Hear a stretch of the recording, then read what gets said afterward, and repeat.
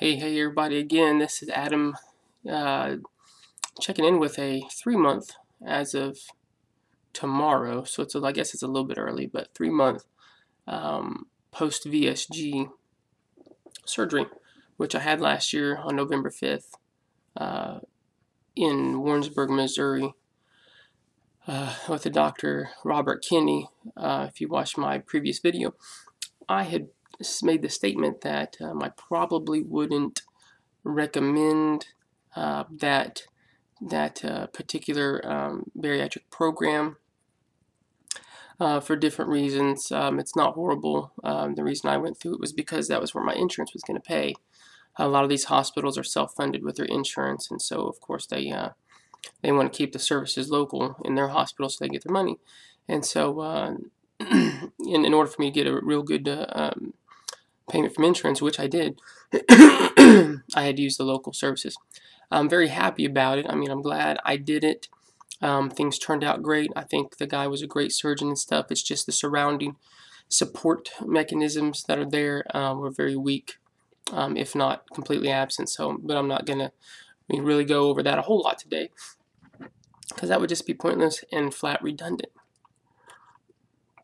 So I'm just going to try to recap a little bit, maybe just kind of a summary, in case there are those that are watching this new video, and I always think it's neat when somebody kind of recaps, and I'm like, oh, okay, that's what they did, instead of having to go back to their first video. So again, I had it on November the 5th, the vertical gastric sleeve. It all started when, you know, we moved to a new city. I started to work from that city to another city about 30 minutes away, and in Warrensburg they had a bariatric program when I started there. I didn't give it much thought at all. I really didn't. I always thought that was something that was out of my reach, that would cost quite a bit of money to put down on. It doesn't mean it wasn't something I wouldn't want to do. It's just not something I gave a lot of thought to because of not thinking I could. I worked in the coding department, and there was a gal there by the name of, there was another coder there, and she had, shortly after I was there, probably wasn't even a month or two, she had went in and got the bypass surgery. And she had, from the time that she had hers to the time that I had mine was well over a year, I'm thinking. And but I saw how she was really successful with her bypass. And I mean, she dropped lots and lots of weight and stuff, and I noticed that, and I think it started to kind of pique my interest. And not only was my interest piqued, but my weight was also piqued as well.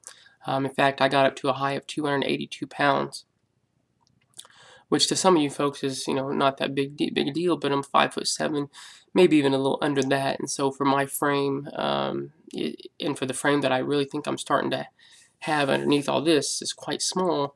I was carrying a lot of extra weight. I had a BMI of, I think, right at 45, maybe a little bit under, but pretty close to 45.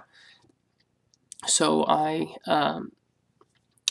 noticed that this gal was pretty successful, so I thought I'd look into it. So I made a phone call, said, hey, I'd like to make an appointment with a doctor, talk about some weight loss surgery. She said, well, first you're going to have to go to one of these seminars, and you know, and then we make appointments from there. And I was like, okay, well, when's the next seminar?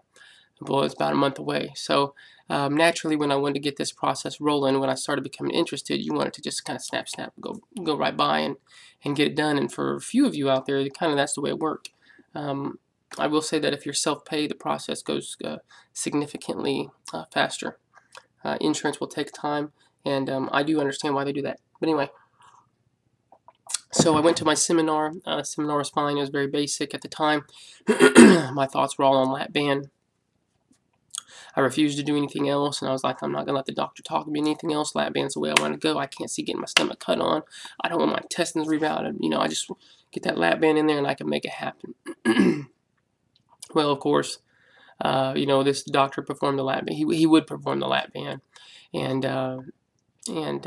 but when I went in to talk to him, he just, you know, kind of politely said, you know, there's also the sleeve you might consider. And I was like, okay, you know, with that, I wasn't going to give it any thought. I was pretty dead set on the band. But the more I did some research, the more I looked into it, and a lot of it, my research, you know, I already knew how the procedures were done, but a lot of my research was, what did people say about it? How were people's reactions? you know. And here's the thing: you're not going to get a lot of people who have these surgeries to say, oh, "I wish I never did it," or "Man, mine, I wish I would have done the sleeve instead." I mean, some people will, but when you get these surgeries, you want to support yourself in that. I don't want to get my sleeve and be like, well, sleeve really wasn't the best option. I should have went for a bypass, because then I'm really going to start feeling real bad about the process I did that I can never change. So people that get these procedures, whether it's a lap band, the sleeve, or the bypass, or any of these other off-the-wall ones, they're going to support their procedure. You know, they're going to go toe-to-toe with anybody and convince, and they are fully convinced that their procedure was the best one, and that's okay. That's what you need. You need to back yourself up. You need to fully get behind what you chose to do. It's your decision. You got to take responsibility for it, and believe that what you did was the right thing. I can't imagine for me, if I was sitting here believing that what I did was the wrong one, man, my head would just be a mess. I'd be massively depressed and stuff, because you can't change this. However, that's not the case. I'm very, very pleased with what I did. Every day I'm very pleased with what I did. But anyways, I'm not going to go into all that good stuff there. But if you're just waiting for that question of would I do it again, yes. The first 3 days after surgery, I wasn't thinking that. Anyway, so I went to the seminar, got an appointment started up, and got all these other lists of things to do, psychiatrist, your sleep study, and all those things. And I looked forward to each one. When I knew my sleep study was coming up, I looked forward to it. Once the sleep study was done, I'd look forward to the results. And then after that was done, I'd look forward to going to the psychiatrist. I'd look forward to going to talk to the nutritionist. Because if I keep my mind on these short checkpoints, and then I reach them, and it was like another step that I got to, it seemed like I think it made the time go by a little bit quicker. Not really a lot, but I thought it made the time go by a little bit quicker. But looking back on that, they were good little meetings. Checking in with the dietitian was always good. It just helped keep you accountable, because I'm gonna tell you right now, if I wasn't being checked back in with the dietitian and stuff, I don't think I would have done so well, because I lost weight whenever I was supposed to be like supervised, so to speak. Because I didn't want to go back in there and they're gonna be like, hey, you're supposed to be cutting out your sodas and your teas and all this stuff, and you've gained another 5 pounds. I didn't want to be one of those people that said, well, I'm finna have surgery, I'm just gonna balloon up, get it all in now. I've already done that for most of my life, so I wasn't needing to do that anymore. So anyways, I lost weight consecutively each time that I went in there, and that felt great. But I think that was really because I was accountable. One thing that I haven't had to check in with anybody. I know James, RNY guy, it seems like he goes and gets weighed at the doctor pretty regularly. He's very consistent with that, and I give props to James for that. But I don't do that particularly because I don't care much for the program, the support over there. I don't think it's good. Now, where I'm working at now in my hometown, they have just now started up a bariatric program with a doctor, what's his name? Something Bell, Dr. Bell. Brent Bell maybe, or something like that. But anyways, so we'll see how this program's going. In fact, I may at some point ask them if they want somebody such as myself to come and talk at any of their seminars, or even go to some of the support groups and kind of give some encouragement to folks. Somebody that's been there. So we'll see how that goes. Maybe I can get involved in something like that, and that would be kind of neat. Anyways, so I got through each one of my steps successfully. Then I got to the point where I was put on the liquid diet. It was really strange for me. I did it pretty much flawlessly. The only 2 times I cheated was with steamed broccoli, a small amount. I mean, like a little bitty wad of steamed broccoli. It did nothing for me. When I chewed it up, it gave me no relief. It didn't make me feel like I was eating again. It just wasn't. But that's really all I cheated on. I didn't drink anything or eat any other kind of foods. So I really don't consider that cheating. But anyways, it is what it is. It's cheating. It's cheating. You're not supposed to eat solid food, but it doesn't matter, because I lost 12 pounds within my pre-op diet, and then it was very mechanical for me. The first couple days that I went through the pre-op diet, it was like, man, this is a lot easier than what I suspected that would probably be. Like my super nurse cup. It's really funny because I have coffee cups, manly ones, and my wife has coffee cups. She drinks out of mine, and for some reason I drink out of hers. I think we just grab whatever's there. And it's pointless information, I know. Anyways, I felt like, I was like, man, this is a lot easier than I thought. Only like on day 4 and 5 did it kind of get me a little bit. But most of the time, I just went through it very mechanically. When the day of surgery came along, everything was very mechanical. I wasn't very nervous about it. I just went in, and things just went the way that they were supposed to. And everything turned out fine. When I went into surgery, I was 258 pounds. I recorded that for the day of surgery. Down from 282 when I started the process, and it was about 6 months between the time I started to the time I got to surgery, somewhere around there. So I dropped a little bit there, not even 30 pounds, but 20 something or something like that. But anyway, I can't do math on the fly. But let's see, maybe I'll just get the old calculator up, the old calc. See, if I started out at, there it is, finally. Thank you, Windows 8, for finally. I don't like Windows 8. Anyways, 282 to 258. That's a 24-pound drop before surgery. And then today, I am, I am 216.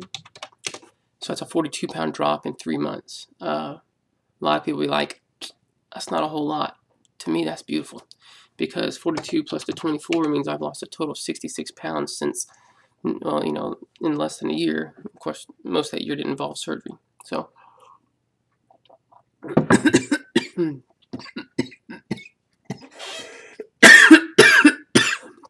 let me choke on my coffee for a second. Anyways, so 42, when I say 42 pounds or something in 3 months, so that breaks it down to what? What is that an average of a month? 42 divided by 3, about 14 pounds a month. That divided by 4 weeks, you're talking about an average of 3.5 pounds a week. In my previous videos, I said that if I could lose at least 2 pounds a week, I'll be a happy camper. I'm kind of a little concerned about dropping it too fast and having some gallbladder issues. So I think I'm going at a pretty good speed. I'm at 216 right now. My goal is to get down to about 170. Is what I'm kind of shooting for. And so, 216, 170, I'm another 46 pounds away, and I'm only 3 months in. So to reach my goal, I think I'm right on track, maybe even a little ahead. I don't see it being an issue at all. I did pig out a little bit for Super Bowl Sunday. Had me some of that Rotella dip with some chips. And it was pretty interesting because I couldn't eat very much of it before. It's not that I couldn't go back and get later. I just told my brain was just like, I just don't want any more. It wasn't even my stomach was so full. It was just like, it was almost repulsive in a way. So I didn't bust out a lot of that. I haven't been eating as good as I should, but I haven't been eating bad. It's just that my small meals that I have probably, and the reason I say bad is because they aren't packed with the stuff that I need, real good vitamins. I'm probably not getting enough vegetables. I'm getting tons of protein. I'm pretty sure I eat meat, pretty consecutively. Fish, for some reason, the taste of fish changed for me, and now I just dislike it.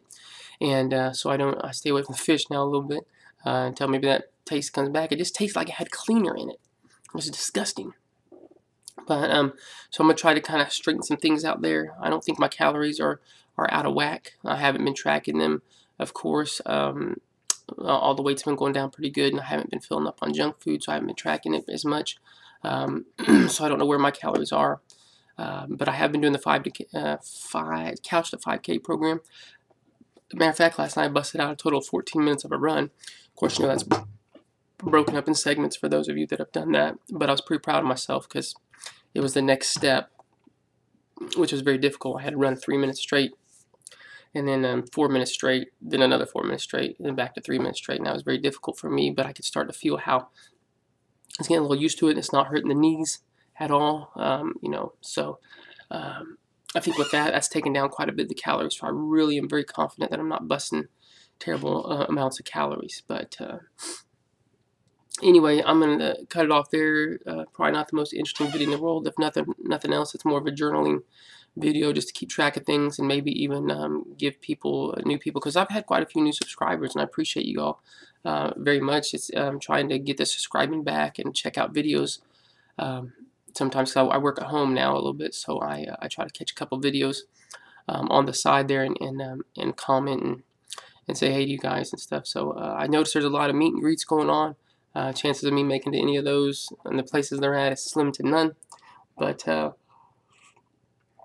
hope you guys have a lot of fun with that. Sure, it's a lot of fun. I like going on those cruises and stuff like that, but we'll see how things go. Hey, I'm going to get a tablet.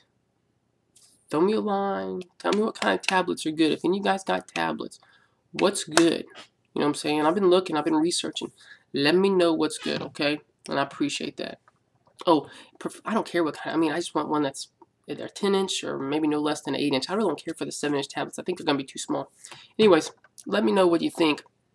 If you got any, what you would think would be good. I don't want to spend too much.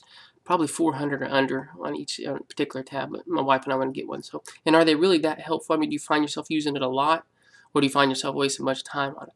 I don't know. That's irrelevant. But hey, let me know anyway. We'll see y'all.